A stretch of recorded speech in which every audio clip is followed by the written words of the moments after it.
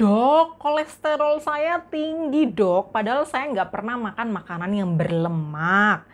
Nah, ini perlu dilihat nih, cek kolesterolnya dari alat pemeriksaan yang sederhana atau dari laboratorium. Kalau dari laboratorium, ada 4 jenis angka ya, kolesterol total, LDL, HDL, dan trigliserida. LDL atau low density lipoprotein adalah jenis protein yang diproduksi di dalam darah dan bertugas untuk mengikat lemak dan membawa lemak ke seluruh tubuh. Ini biasanya disebut lemak jahat karena LDL ini mengikat lemak yang bisa ditumpuk di pembuluh darah, bahkan menyumbat pembuluh darah dan meningkatkan penyumbatan pembuluh darah seperti stroke maupun jantung. Beda dengan HDL atau high density lipoprotein. Ini disebut lemak baik. Kenapa? Karena protein ini mengikat lemak dalam darah untuk dibawa dan diproses ke hati menjadi energi. Sedangkan trigliserida adalah lemak yang beredar di dalam darah dan menjadi cadangan energi pada tubuh. Kalau alat cek sederhana biasanya hanya menghitung jumlah kolesterol total, yaitu perjumlahan antara LDL, HDL, dan trigliserida. Maka jika hasilnya tinggi, disarankan untuk melakukan pengecekan lebih detail spesifik tentang kadar LDL, HDL, dan trigliseridanya. Nah, jadi salah banget kalau orang kolesterol tinggi itu tidak makan lemak. Karena untuk membantu mengusir lemak-lemak jahat pada pembuluh darah, kita perlu rajin mengkonsumsi lemak. Tapi lemak baik ya. Di video ini, aku ingin menjelaskan 3 jenis lemak baik yang dapat menurunkan kolesterol dan mencegah penyakit jantung serta sumber makanannya. Asam lemak omega 3 dan 6 merupakan lemak esensial, di mana jenis lemak penting yang tidak bisa diproduksi oleh tubuh.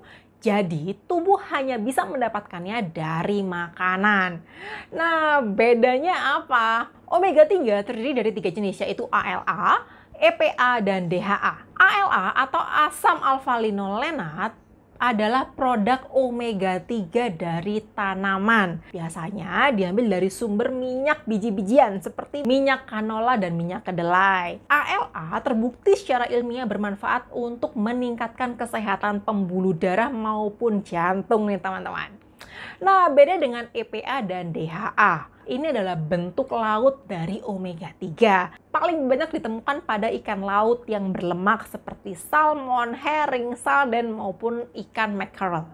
EPA berfungsi untuk mencegah peradangan terutama pada penyakit jantung, pembengkakan pembuluh darah maupun infeksi dan penyumbatan pada pembuluh darah. Sedangkan DHA bagus sekali untuk pembentukan otak, kulit, saraf maupun mata nih. Makanya ibu hamil, bayi maupun penderita stroke, Alzheimer, Parkinson dan penyakit saraf lainnya sangat disarankan untuk mengkonsumsi makanan tinggi DHA agar otak dapat berkembang dan berfungsi lebih baik. Selain itu, lemak omega 3 juga dapat menjaga kesehatan mental dengan mengurangi gejala depresi, skizofrenia maupun perubahan mood karena dapat menjaga kesehatan neurotransmitter pada otak. WHO merekomendasikan untuk mengkonsumsi 2 porsi ikan berminyak per minggu yang kaya akan omega 3, EPA, dan DHA.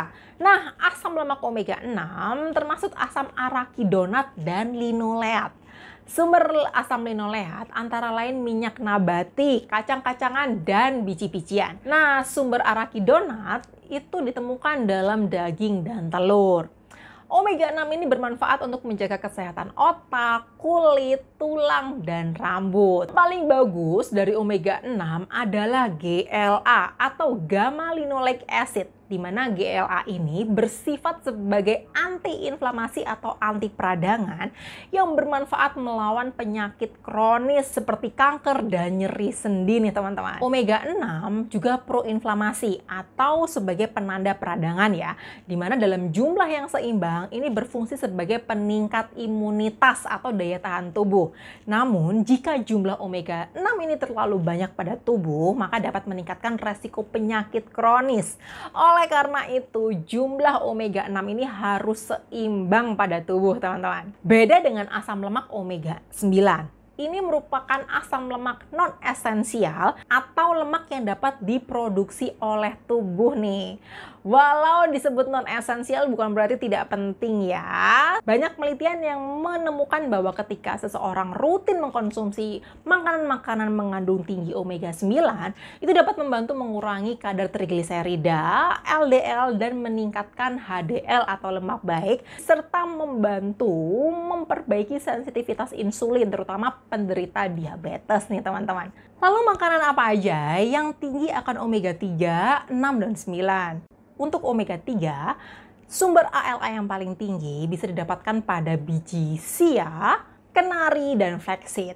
Sedangkan untuk EPA dan DHA bisa didapatkan dari ikan laut berlemak seperti salmon, mackerel, sarden, dan ikan teri nih teman-teman. Sumber omega 6 paling tinggi bisa didapatkan pada minyak kedelai, minyak jagung, kenari, biji bunga matahari, almond, dan kacang mente. Sedangkan untuk omega 9, walau tubuh dapat memproduksinya sendiri, namun makanan yang tinggi akan omega 9 adalah biji-bijian. Contohnya seperti minyak zaitun, minyak kacang mente, minyak olive oil, minyak almond, maupun kacang mente, kenari, dan kacang tanah nih teman-teman. Namun yang perlu diperhatikan, lemak baik dari makanan alami ini mudah teroksidasi akibat panas maupun cahaya. Jadi kalau teman-teman pakai minyak kedelai, minyak zaitun, minyak biji matahari, itu untuk mendapatkan sumber omega 3, 6, maupun 9 terbaiknya tidak boleh digoreng dalam suhu panas. Sebaiknya langsung dikonsumsi. Nah, atau kalian juga bisa mendapatkan lemak baik ini dari suplemen nih teman-teman. Omepros mengandung black currant oil, olive oil, salmon oil, flaxseed oil, canola oil, sunflower oil yang tinggi akan kandungan omega 3, omega 6, omega 9, dan GLA. Selain itu, Omepros mengandung tinggi vitamin E sebagai antioksidan untuk menjaga sumber lemak baik ini agar tidak mudah teroksidasi. Omepros dapat dikonsumsi 1-3 kali sehari, 1 kapsul yang dapat membantu menurunkan lemak darah dan menjaga kesehatan tubuh. Selain itu, lakukan gaya hidup sehat dan hindari makan makanan tinggi lemak jenuh maupun lemak trans. Lemak jenuh biasanya berbentuk padat dalam suhu ruangan. Contohnya mentega, mayones, lemak daging, jeroan, keju. Sedangkan lemak trans merupakan lemak tak jenuh yang diproses sehingga memecahkan molekulnya dan membuat lemak yang awalnya cair menjadi padat. Biasanya banyak di produk-produk olahan ya, seperti pizza, kentang goreng, es krim, ataupun minyak biji-bijian yang kalian panaskan di suhu tinggi. Nah, lemak yang tidak sehat ini dapat meningkatkan penggumpalan darah, kolesterol tinggi, dan penyakit jantung bahkan stroke. Maka sangat disarankan untuk menghindari asupan tinggi lemak jenuh dan lemak trans untuk menurunkan kadar lemak darah. Dan kalau teman-teman ada pertanyaan atau ada yang ingin diskusikan, silakan komentar di bawah ya. Dan dari teman-teman, see you di videonya ya. Bye-bye!